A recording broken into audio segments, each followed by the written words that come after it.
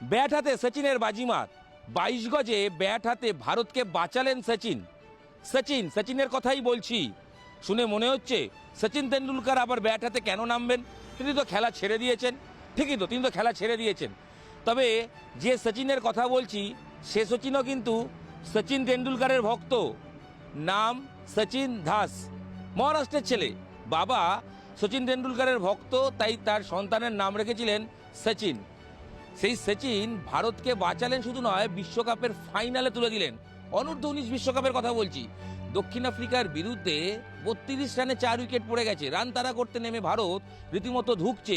এই বুঝি হার হয় এরকম প্যালপিটেশন শুরু হয়ে গেছিল। কিন্তু সচিন তার চওড়া ব্যাটে যেভাবে রুখে দাঁড়ালেন দক্ষিণ আফ্রিকার বোলারদের সামনে, তাতে সত্যি পুরনো সচিনকে মনে করাতে বাধ্য। অনেকে তো তারপর থেকে বলছেন যে ভবিষ্যতের কিন্তু আরেক সচিন পেয়ে গেছে টিম ইন্ডিয়া।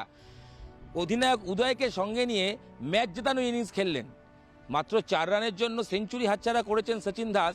তবে 96 রানের ইনিংসটা অনেক দিন মনে থাকবে ক্রিকেট প্রেমীদের মনে। দক্ষিণ আফ্রিকার প্রথমে ব্যাট করে 244 রান করেছিল। অনূর্ধ্ব-19 বিশ্বকাপে 244 রান, এই রানটা তাড়া করতে নেমে সেমিফাইনালের মতো মঞ্চে, যেহেতু গ্রুপে ভারত সবচেয়ে ভালো ক্রিকেট খেলে যাবে, সেমিফাইনাল সবসময় প্রেশারের ম্যাচ, শুরুতে কিছুটা চাপে পড়ে যায়। পরপর যারা টপ অর্ডার তারা আউট হয়ে যায় এবং মুশির খান, যে টুর্নামেন্টের সফল ক্রিকেটার, ভারতে সবচেয়ে বেশি রান করেছেন, যার একাধিক সেঞ্চুরি রয়েছে টুর্নামেন্টে, সেই মুশির খান কিন্তু তাড়াতাড়ি ফিরে যান। দুশ্চিন্তা শুরু হয়ে যায়, কিন্তু সেই দুশ্চিন্তা খুব একটা বেশি দূর এগোতে দেননি এই সচিন। শুধু সচিনের কথা বললে হবে না, তার সঙ্গে কিন্তু উদয় সাহারানের কথাও বলতে হবে। উদয় সাহারান এই অনূর্ধ্ব-19 বিশ্বকাপ দলটার, ভারতীয় দলের অধিনায়ক।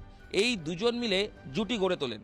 32 থেকে 4 থেকে আস্তে আস্তে টার্গেট মোটামুটি তারা জানেন কত করতে হবে, সেই দিকে কিন্তু এগোতে থাকেন এবং শেষ পর্যন্ত উদয় 81 রান করেন। শেষ দিকে তাড়াহুড়ো করতে গিয়ে রান আউট হন, তবে ততক্ষণে জয় ভারতের নিশ্চিত হয়ে গেছিল এবং উদয়ের 81 এবং সচিনের 96, এই দুটি রানের পার্টনারশিপে ভারত কিন্তু 7 বল বাকি থাকতে 2 উইকেটে জিতে যায়।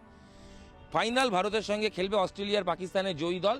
এই নিয়ে টানা 5 বার বিশ্বকাপ ফাইনালে পৌঁছে গেল টিম ইন্ডিয়া অনূর্ধ্ব-19 এই বিশ্বকাপ ক্যাটাগরিতে, আর সব মিলিয়ে 9 বার বিশ্বকাপ ফাইনালে।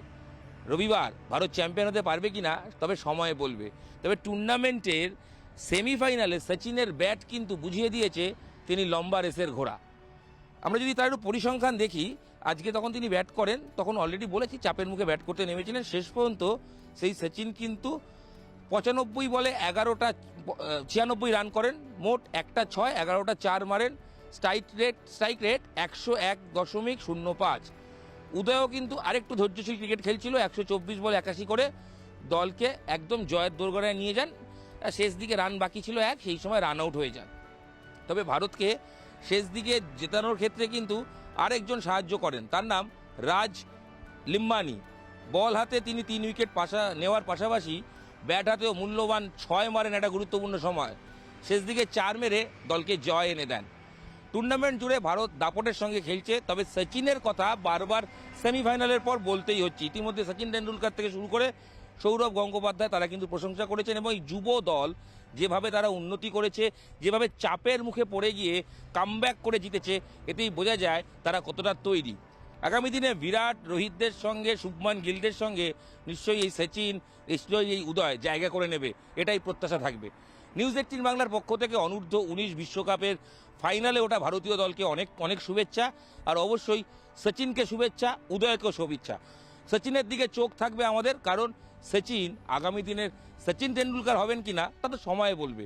তবে সচিনের যে একটা উড়ান বা তার উত্থান শুরু হয়েছে নিঃসন্দেহে বলাই যায়। নিউজ 18 বাংলা ডিজিটাল, আপনাদের সঙ্গে আমি ইরণ রায় বর্মন ছিলাম। খেলার খবর মানে নিউজ 18 বাংলা ডিজিটাল, যেখানে সহজ করে সরল করে আপনার মুঠোফোনে সব খবর সবার আগে। ধন্যবাদ।